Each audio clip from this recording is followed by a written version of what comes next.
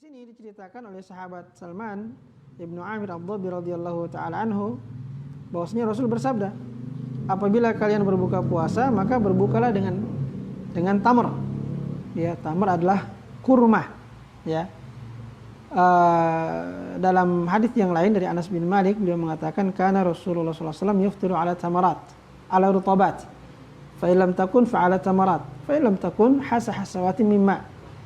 Adalah Nabi Sallallahu Alaihi Wasallam biasa berbuka puasa dengan rutab, ya, beberapa biji rutab. Rutab itu adalah kurma yang masih basah, ya, kurma yang masih basah, dan memang itu bisa dikatakan fase kurma yang paling nikmat untuk disantap, ya, untuk kita makan. Karena kurma itu melewati fase-fase, ya, dari fase yang masih mentah atau masih muda, kemudian dia mengkal, istilahkan dengan balah, itu sudah bisa dimakan.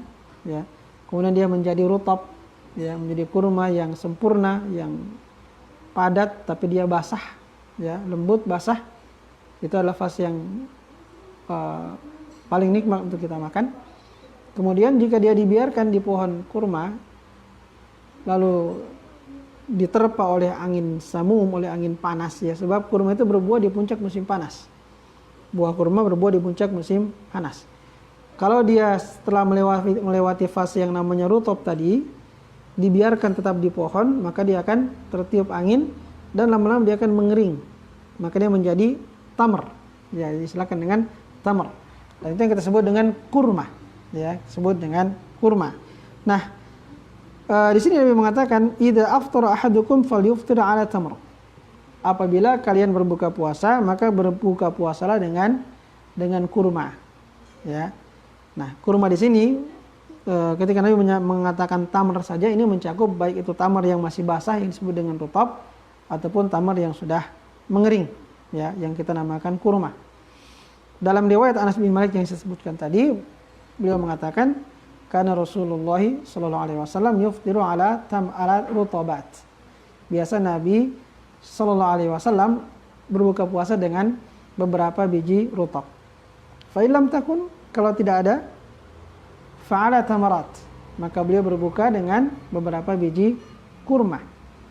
Fa'ilam takun, kalau juga tidak ada beberapa biji kurma, hasawati mimma, maka beliau minum beberapa teguk air. Jadi berbuka puasa dengan kurma adalah sunnah, ya, adalah sunnah Rasulullah Sallallahu Alaihi Wasallam. Karena di sini ada anjuran secara khusus. Selain hadis yang menceritakan tentang perbuatan Rasulullah di mana beliau berbuka dengan rutab, kalau tidak ada dengan kurma, kalau tidak ada maka dengan air. Maka ini juga ada dari perkataan Rasulullah sallallahu alaihi wasallam yang kita bacakan tadi. Idza aftara ahadukum falyuftir 'ala tamr. Kalau kalian berbuka puasa, maka berbuka puasalah dengan kurma. Tentu di zaman Nabi ada makanan-makanan selain kurma. Ya, ada makanan-makanan selain kurma, mereka juga punya macam-macam, ada beberapa jenis makanan. Tetapi di sini Nabi mengkhususkan kurma untuk berbuka puasa. Artinya dia memiliki keutamaan. Sehingga kalau kita berbuka puasa dengan apa saja yang halal tentu boleh saja, ya. Kita berbuka puasa dengan kue-kue yang ada, ya. Apakah kue yang manis, kue yang gurih misalnya. Ini semuanya sah untuk menjadi pembuka puasa kita. Tapi yang paling baik adalah kita berbuka puasa dengan kurma. Kalau kita kemudian berbuka puasa dengan kurma dan kita niatkan untuk mengamalkan anjuran Rasulullah Sallallahu Alaihi Wasallam dan mengikuti kebiasaan Rasulullah Sallallahu Alaihi Wasallam, maka kita berpahala ketika berbuka puasa dengan kurma.